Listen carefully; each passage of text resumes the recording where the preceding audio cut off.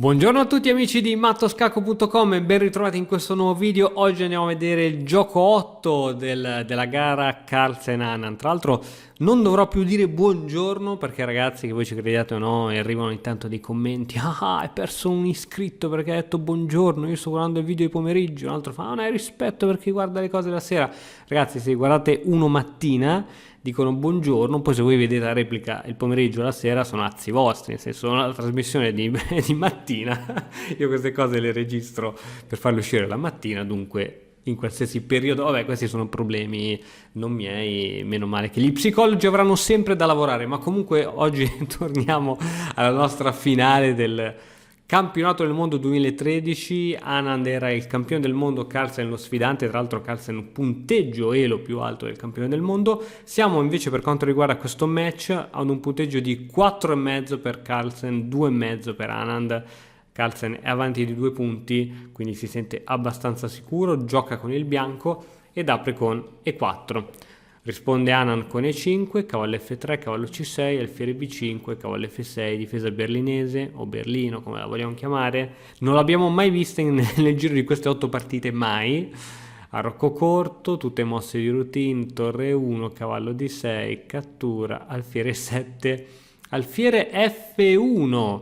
Questa è una mossa molto interessante, molto interessante. Questo alfiere a seguito di questa minaccia si potrebbe ritirare o in A4 o in D3 con l'idea il prima possibile di spingere C3 e creare un'altra via di fuga per questo alfiere, ma alfiere F1 è molto interessante.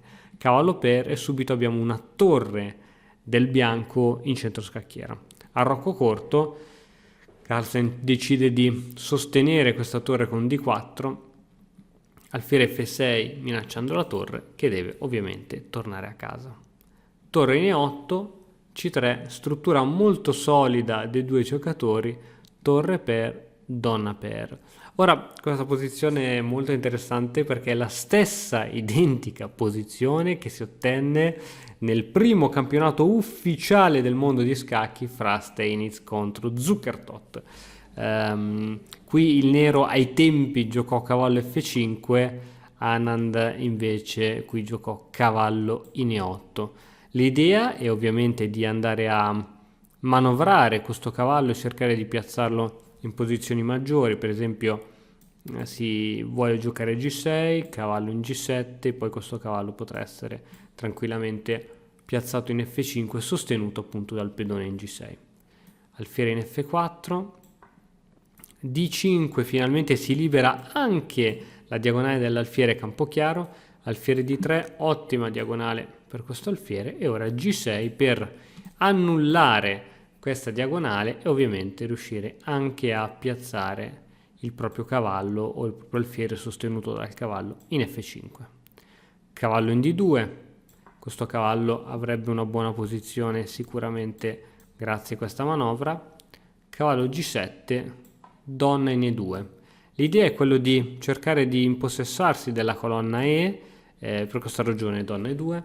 C6 con una struttura pedonale veramente a specchio, la posizione è assolutamente pari.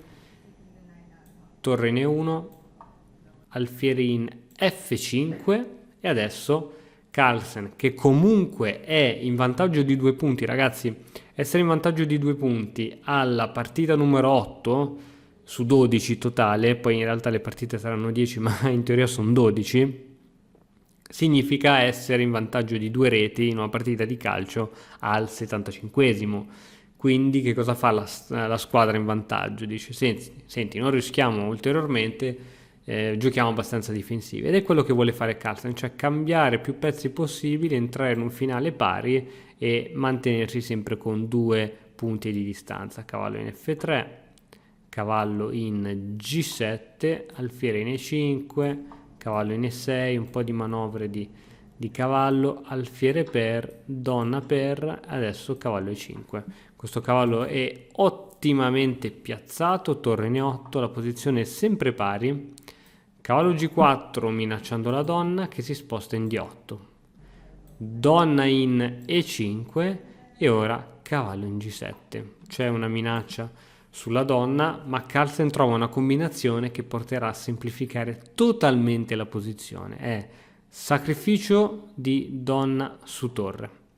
Ovviamente se ora il nero cattura di donna è sbagliato, c'è cavallo in F6, il re si deve spostare da qualche parte, per esempio il re in F8, e ora ci sarebbe cavallo in H7 scacco, il re deve ritornare qui, riscacco di nuovo, il re si allontana, e solo quando il re si è allontanato, cioè che una cattura di questo tipo, è la partita finita.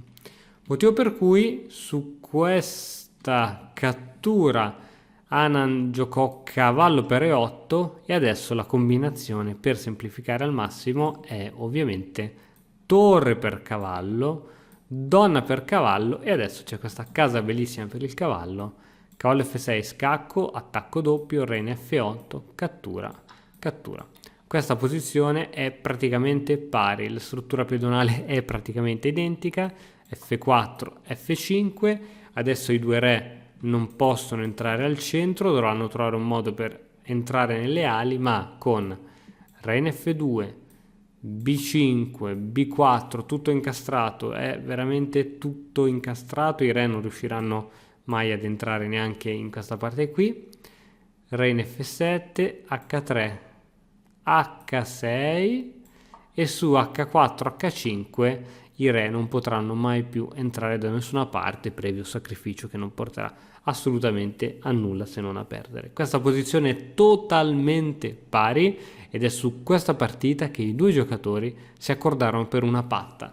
Quindi Carlsen contentissimo di questo mezzo punto, e certamente il mezzo punto va anche al suo avversario, ma questo serve per andare avanti ancora di una partita e mantenere le distanze. Siamo alla fine di questo bellissimo match, chissà che cosa ci riserverà la partita numero 9, ma lo scopriremo presto. Ci vediamo quindi come al solito nel video di domani mattina. Ciao! E ora per continuare che cosa posso fare? Beh, innanzitutto ti consiglio di iscriverti al nostro canale in modo tale da non perderti le nuove video lezioni. E poi puoi vedere il video che è stato più cliccato in questa settimana. Ci vediamo, ciao!